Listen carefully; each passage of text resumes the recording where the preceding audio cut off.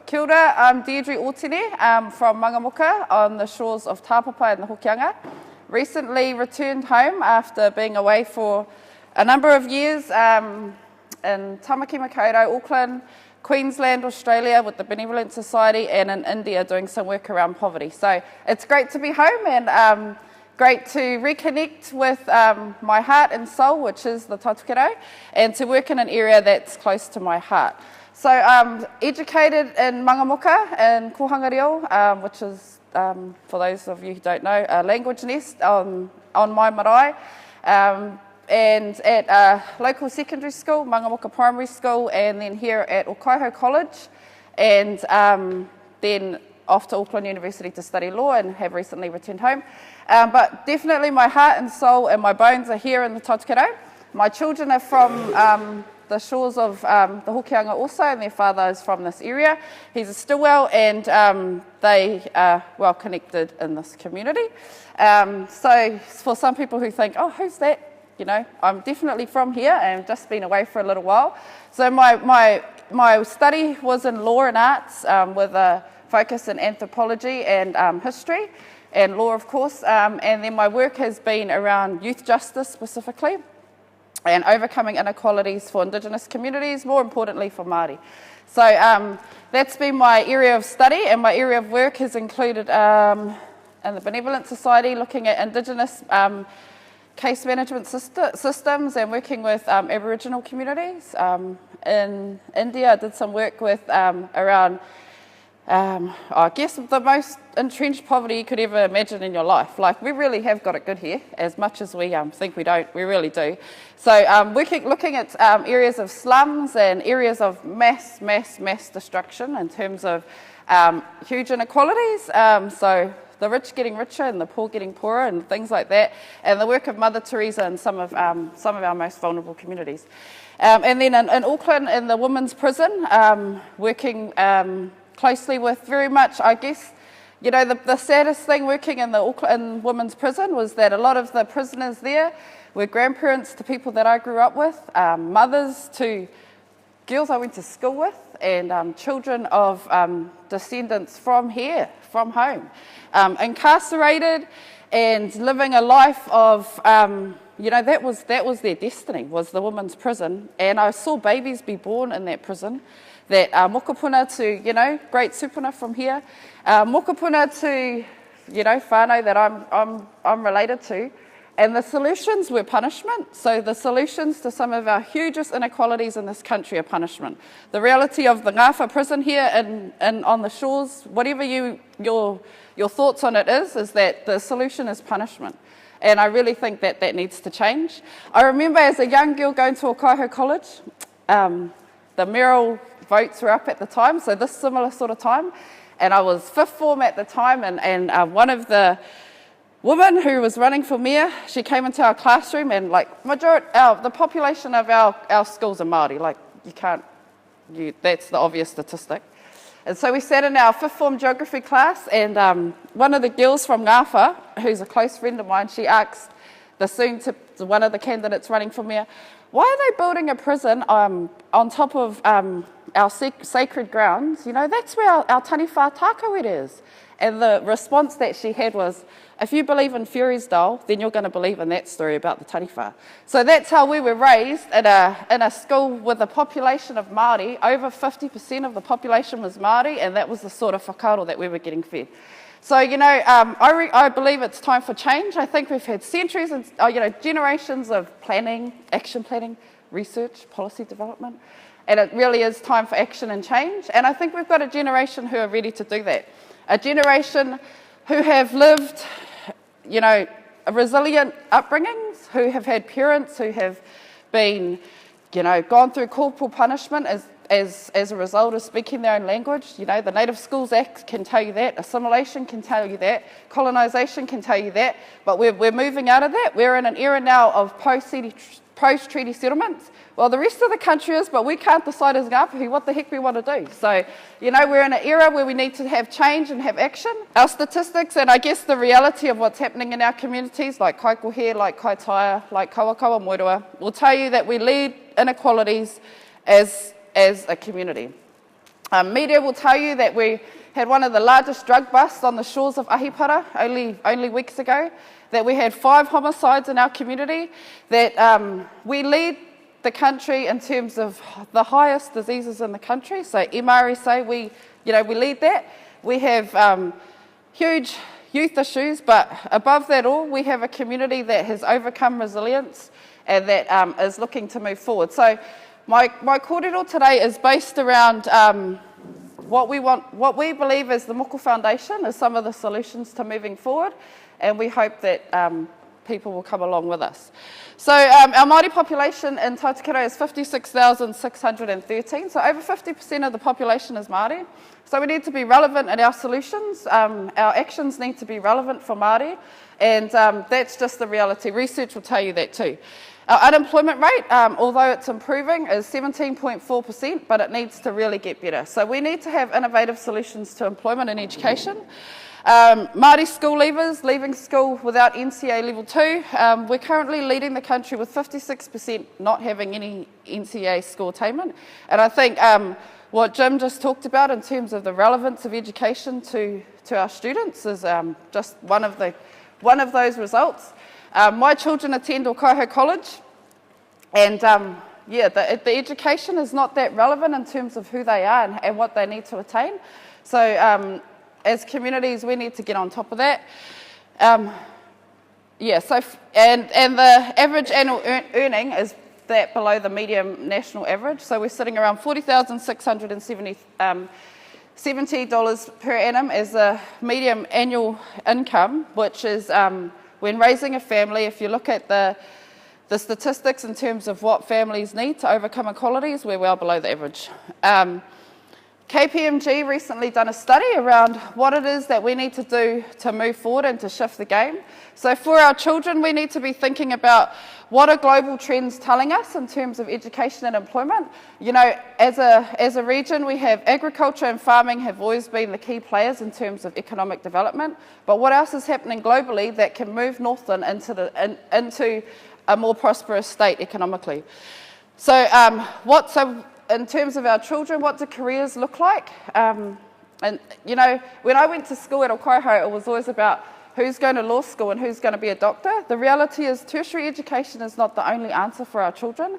We need to look at innovative ways to educate and employ our children, looking at internships.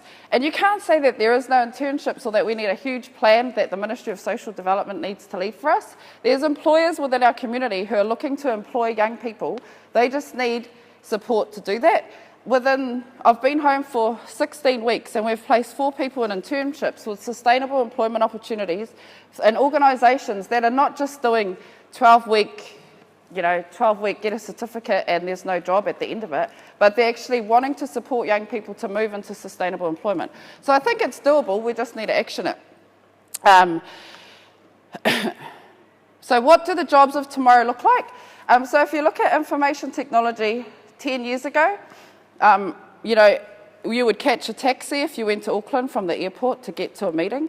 Now we have things like Uber that are revolutionising the way in which we look at opportunities for young people and for our families to prosper. So social enterprise is something that we need to tap into a bit more.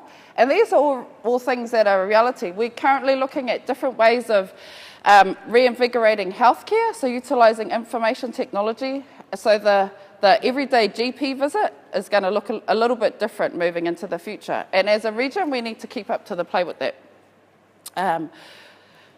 So future traits that our children need to be, it's more than education, but raised in. So looking at agile, flexible, and lifelong learners. So not ones that are on one trajectory to go to tertiary education, graduate, and then what employment opportunities are available at the end of that. Statistics will tell you that a huge amount of our unemployment rates are based at the end of tertiary education where there are no employment opportunities for young people. So graduating with a huge student loan and a huge student debt is a huge gap for us at the moment. We need to be global citizens, so we need to look outside the shores of Aotearoa for opportunities that we can link to as a region. This is not just a dream, but it's actually reality. Throughout the country, if we can link into areas like Silicon Valley for IT opportunities that can provide economic development here in the region, we will see huge change over the next 10 years. So we've got some immediate health needs that need addressing, and the reality is the DHB and the Ministry of Health are not focusing in these areas. So we lead the region, we lead the country at the moment in some of the, in third world diseases. So MRSA is one of the hugest, so strep, one of the hugest diseases throughout the country that is, that Northern has statistics twice that of the rest of the country. So you may not have heard of it because no one's really doing much about it. So our statistics, and we see these kids coming through our GP clinics every day. We see whānaus entrenched with this disease, and what happens is that they become resistant to antibiotics that you can currently get from your GP. So huge amounts of work need to be done to wipe it out. As an organisation, we've gained funding from corporate sponsors who say, we've got funding that we want to do good in communities, how can you do it? And we've developed a program in the far north to eradicate MRSA. It's only been going for 12 weeks, and without having any marketing or any direct referrals from GPs, we've had 42 whānau walk in our doors saying that we've got signs of MRSA and we don't know how to get rid of it. And we've got kaiarahi or workers that we've employed in the community who are going into homes. So the eradication process is that the home needs to be totally spring cleaned as we would probably know it. Whānau need to be educated in genola bathing and an antibiotic that you can't get over we have to get prescriptions that we pay for as a foundation for each whānau member to undertake. What we're seeing when we go into whānau homes though is that it's not just MRSA obviously is the issue, but there's huge overcrowding. The houses are not insulated, the whānau don't have sufficient water supplies, and I guess this is all an outcome of poverty. So this is an example of how we're actioning it.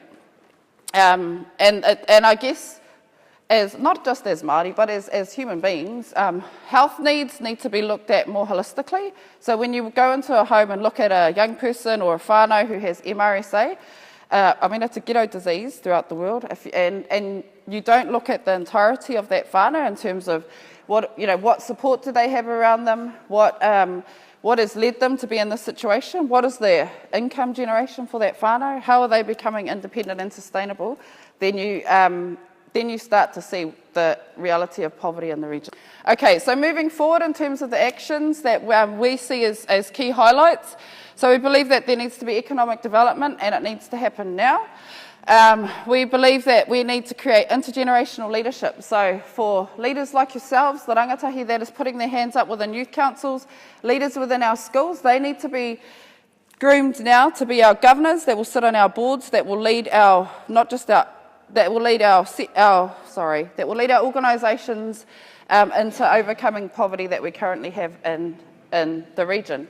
So what does that look like? That looks like that looks like more Māori, more relevant Māori rangatahi being educated in governance, being given opportunities within governance positions, sitting on our local boards, going for positions as mayor, and looking at how they can then give back to the community. Improving health outcomes, so that's an obvious one. When you have an unhealthy region, you have that is a pure defining factor of poverty. So how can we look at that and tackle that now? So we talk about economic development, looking at immediate sustainable employment, enterprise and quality education. So more sustainable internships and connecting young people with sustainable opportunities. I'm sure that you all know of opportunities that young people are wanting to connect with, or young people will tell you that themselves. They want to be employed, or if they've not been shown opportunities, it's our job to then show them that. We want a quality evidence-based mentoring and scholarship program for young people across the north that will lift the game in education outcomes and sustainable employment and enterprise. So we've developed a mentoring system that we want to partner with different organisations from corporate, government and the philanthropic field to look at how we can move at least 200 young people into this quality mentoring opportunity that we want to launch in January. And we're looking at innovative solutions and utilising information technology. So we're currently moved away from the everyday GP clinic where you walk in or you wait once a week to get an appointment. And we have an IT system that our Dr. Lance O'Sullivan is currently rolling out in the far north and in counties Manukau. So he's, I guess, revolutionising the way in which the way in which health is historically being done.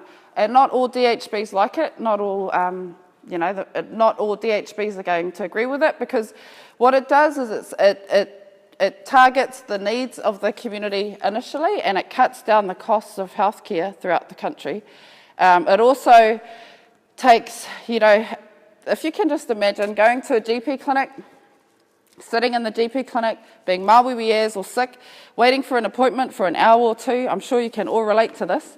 And then getting to see a doctor is,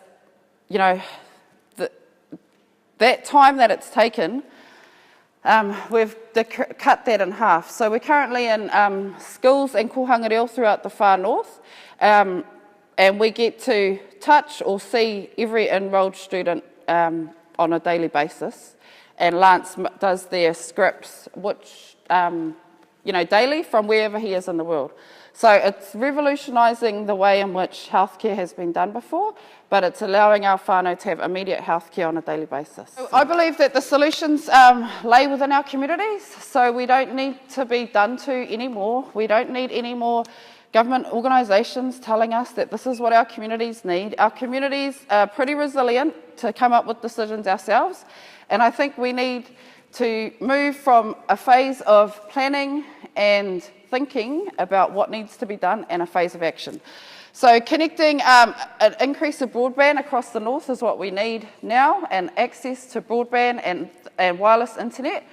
Man, I hardly have reception anywhere. I live in Mangamuka and on the Hokianga, I've got to drive anywhere just to get some reception. And it's toha, because it's, we're already isolated communities, but having that has just increased that even more. My kids go to do their homework, man, that we've got to go up to our cousin's house way up the hill just to get some sort of reception for them to do homework that kids throughout the rest of New Zealand have access to. So, it shows the inequality there. We recently took a group of young people to Hawaii to the Pacific Leaders Forum. And they spoke around environmental change and what that meant for them. And as a result of that, we'll be going to Washington at the end of the year to look at intergenerational leadership and how we can impact back here in the north. So we're doing that through the US Embassy, who have sponsored us to do that. We're working with Callaghan Innovations to look at how we can move what young people have as ideas and put them into reality, and we'll be developing apps around motivating young people throughout the north, similar to the TEDx forum, but it'll be a forum specifically for young people. So actioning health outcomes, we have a prescription fund, because whānaus are telling us that they can't afford prescriptions. Things like EpiPens are unreachable and their basic needs of unhealthy families. So we have a prescription fund. We have a specialist fund which allows whānau or young people, families, children or kaumātua and kuia who need to get to whāngarei because the access to the hospital is inaccessible. So we provide support for whānau to get there. And an emergency fund. So if whānau are in Te Kau, Te Hapua, Paoringa, Pangaru, or in isolated areas and they need to get to a doctor, then we look at how we can move that, utilise the funds we have to assist them. So we look at intergenerational leadership. We want to see sustainability for young people at the core of the focus of overcoming poverty. So young people like the ones that are sitting here today, we need more and more and more and more of them, because they're our highest, they're our hope for the future, and they need to be at the core of our decision making. And we really need to ask ourselves, how sustainable is our decision making? So the decisions we make today, how sustainable are they in 20 or 30 years when we have an increase in population, an increase in inequalities, and we enter into a post-treaty settlement era where we have iwi taking more ownership of some of the biggest issues within our communities? How prepared are we for that? And we want to see the development of our governance boards with a key focus more on a focus away from dependency. So we really need to stop giving and giving to families and giving to vulnerable communities, but more about how do we develop independent communities, how do we develop independent families, independent individuals to take ownership of their own issues. I was asked to give 3 key priorities, so I believe the 3 key priorities are immediate health needs, lifting our economic game, and building intergenerational leadership. Kia ora.